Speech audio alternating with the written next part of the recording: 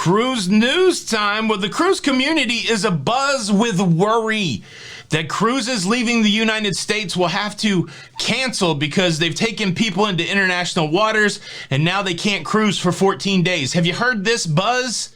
It's all wrong. Let's talk about it.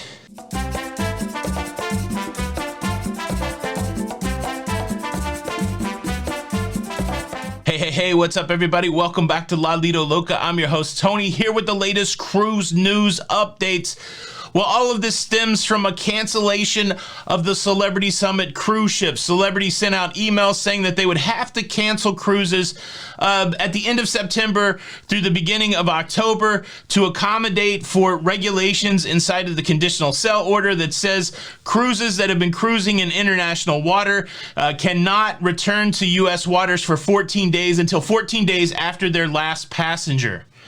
And I tell you, I've seen the cruise committee. Look, here's just one example. I was eating dinner last night and I got a text message. Hey, Tony, I think our Carnival Mardi Gras cruise may get canceled. Have you heard anything about that?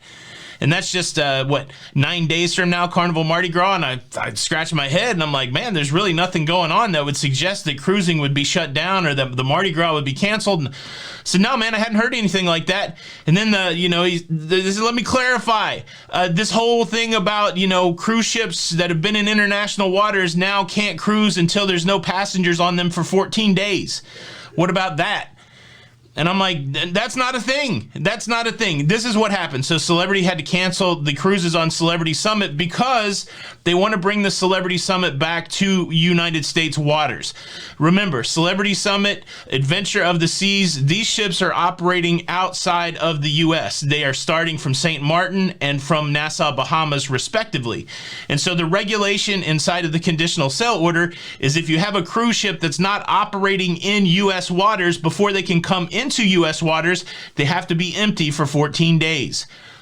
That's why they were canceled. The Summit wants to come and start operating from the U.S., and so they had to cancel their last few cruises because they would rather have it operating from the U.S. more quickly than waiting for the 14 days. That's it. Same thing, Adventure of the Seas. Fortunately for Adventure of the Seas, their timing for when they return to the U.S. and they're not going to do Bahamas cruises anymore, they've got like the 14 days baked in, but it doesn't have anything to do with cruise ships leaving the U.S. and going into international waters and coming back to the U.S. So rest easy, cruise faithful. If you have cruises going out of Florida or Texas or anywhere in the U.S., this rule does not apply. Cruises are not being canceled. Everybody just take it down a level. But there are a set of cruises that could have some challenges. Let me address those real quick. But quickly, let me first invite you to subscribe. If you like to stay up to date with everything that's going on in cruising, if you like some of that Tony B clarification, please consider subscribing with the notification bell on. That way you don't miss out on any of these episodes. Thanks in advance. Now, where it will apply, and I've already started thinking about this, let's think about transatlantic cruises. Cruises that are coming from Europe over to Florida to start operating out of Florida. I can think very specifically at some point, Virgin Voyages Scarlet Lady will come here. At the end of the year, the new MSC Seashore that I talked about yesterday will come here to the U.S., and so they could have this challenge where they have to have 0 passengers for 14 days.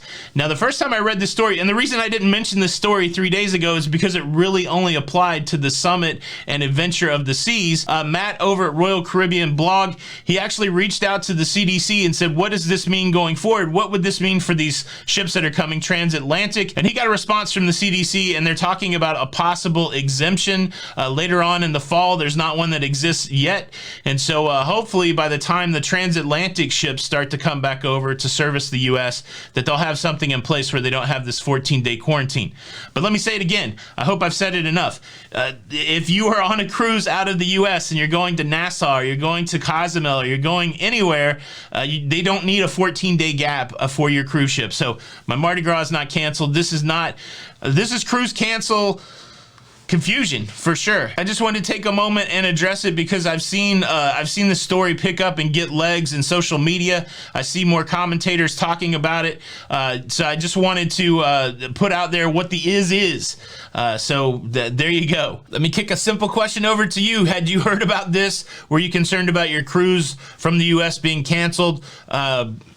leave a comment below. If you enjoyed this video, please hit the like button, or there's going to be a 14-day quarantine on your U.S. cruise. I'm just kidding. That's not going to happen. But hit the like button. Tony with Lido, Loca, and until the next time, we'll see you on the Lido. Bye.